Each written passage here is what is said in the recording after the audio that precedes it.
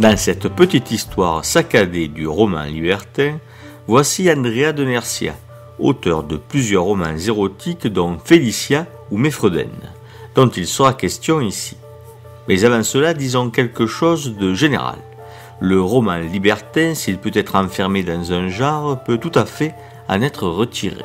Car en effet, au-delà des scénettes coquines qui les émaillent, il y a dans le roman libertin toute une philosophie, tout un art de vivre, tout un individualisme qui cristallise à cette époque et qui, nulle part ailleurs, ne se montre de manière plus franche et plus cocasse.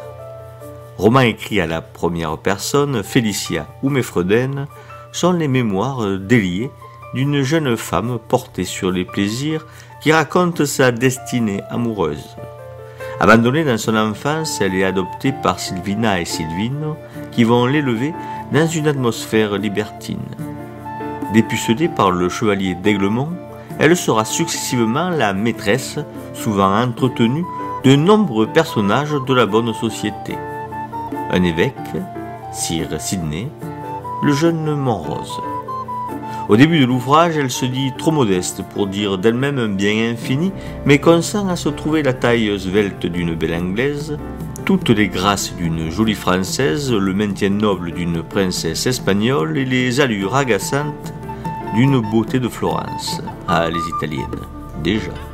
Notre modeste héroïne, née comme Vénus dans l'océan, me paraît éminemment représentative de cet état d'esprit qui règne chez ceux qui composent cette engeance que les aléas du monde et de la société n'atteignent guère.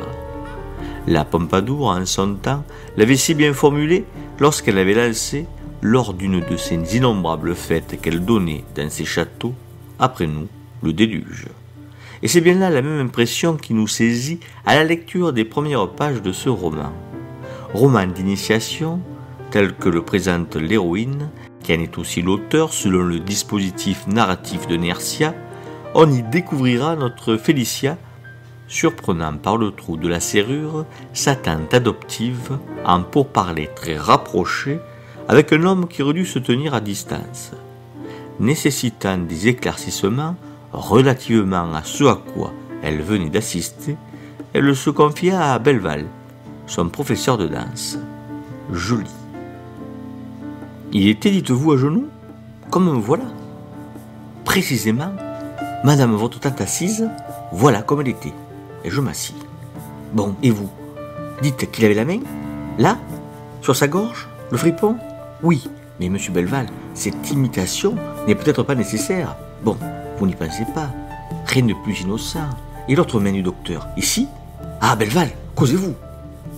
C'est qu'en effet, la main du petit danseur avait, comme un éclair, pris la même route que celle du docteur avec Silvina. Je ne m'étais pas attendu à cette licence. Il parcourait sans obstacle ce dont jamais encore main d'homme n'avait approché.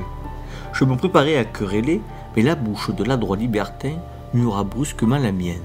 Une langue, un doigt, l'ivresse d'une sensation inconnue s'empara de tous mes sens. Dieu, quel instant!